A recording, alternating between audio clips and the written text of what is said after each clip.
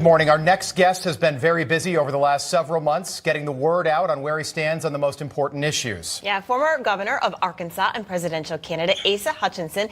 He's going to return to Iowa this week, and he joins us now on set. Governor, good morning. Great to have you with us. Good morning, Allison. Good to be with you. So you're going to Iowa. I do want to talk about that, but first I just want to get your reaction to this Durham report. Obviously a lot of people not surprised based on what he found out. Just want to get your reaction.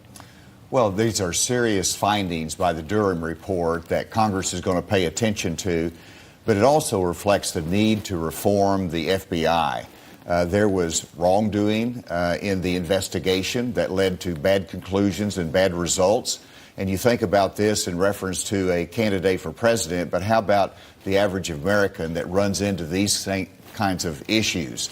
And so the integrity of the FBI and law enforcement is at stake.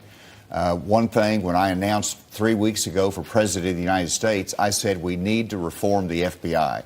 I've worked with the FBI and all the federal law enforcement agencies as the United States Attorney, as head of the DEA, and there's too many different broad jurisdiction agencies. The FBI needs to be reformed, be held more accountable, and more focused in their primary missions. That's something that I want to do, and it's going to take presidential leadership to accomplish that. Governor, if I were to say the FBI and the DOJ were completely out of control, would you agree with that assessment?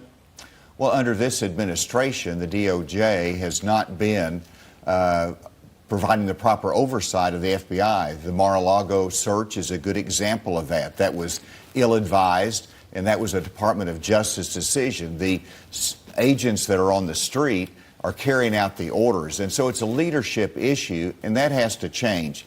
That's who you elect as President of the United States and putting the right people in office. That leads me to my next question, because the gap between you, Ron DeSantis, every other candidate, DeSantis isn't even in the race, and Donald Trump continues to get wider. How do you make up that ground over the next 19 months? Because this right here, it's just going to make Trump a martyr even more. It's going to further separate him. That's what we've seen with the raid on Mar-a-Lago, with the indictment. His poll numbers grow and grow. How do you make up that ground? Well, there's two key things that you've said so far. One, 19 months. This is still very early in the campaign. And secondly, this field is still developing. As you indicated, there's still announcements that will be coming. And so this is early. People are getting to know the candidates. That's what's beautiful about campaigning in Iowa and New Hampshire.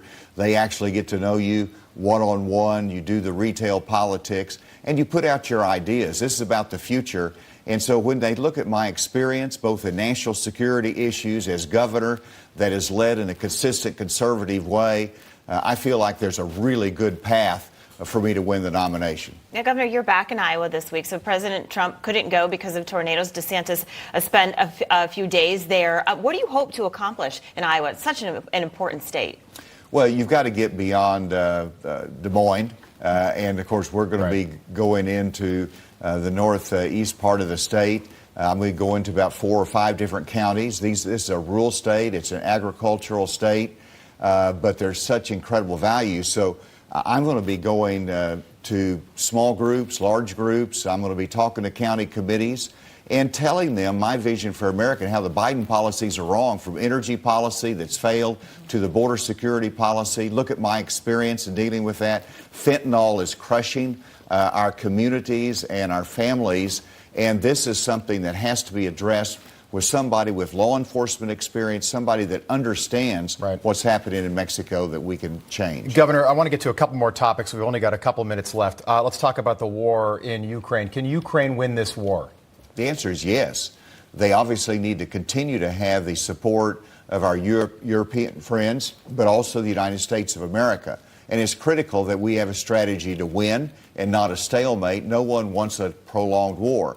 And obviously, when we invest money, we should make sure that we audit it, that it gets to the right purposes. But most of the money is being spent in the United States for the equipment that we're shipping over there. This question was controversial last week for whatever reason. Do you want Ukraine to win this war? Let me tell you, Ukraine needs to win. And there's a distinction there substantively with President Trump. There's the isolationist wing of the party. I believe the United States still needs to lead.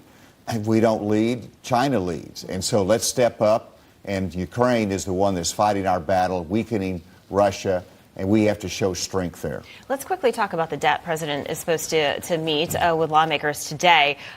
Look, we've got a spending problem. Democrats are blaming Republicans. Republicans came up with a plan.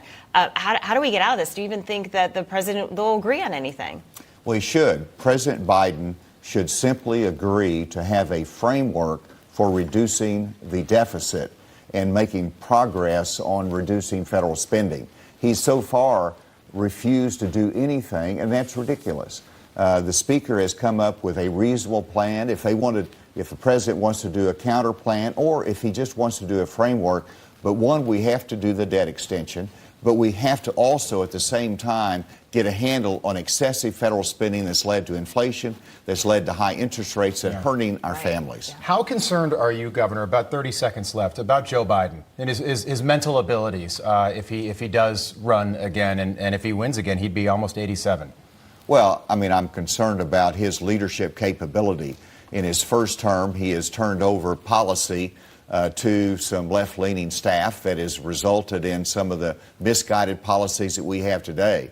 So in every way, President Biden has failed in terms of protecting America, having America strong, but also you see the terrible consequences of his leadership on the border. Should he debate Robert Kennedy Jr.? Everybody who runs for president should debate. Everybody on both sides of the aisle needs to express themselves to the American public and what they want to do for the next 4 years. Okay. Former Arkansas Governor Asa Hutchinson, thanks so much for being with us bright and early. We appreciate it. Thank you. Thank you, sir. Good to be with you. Thank you.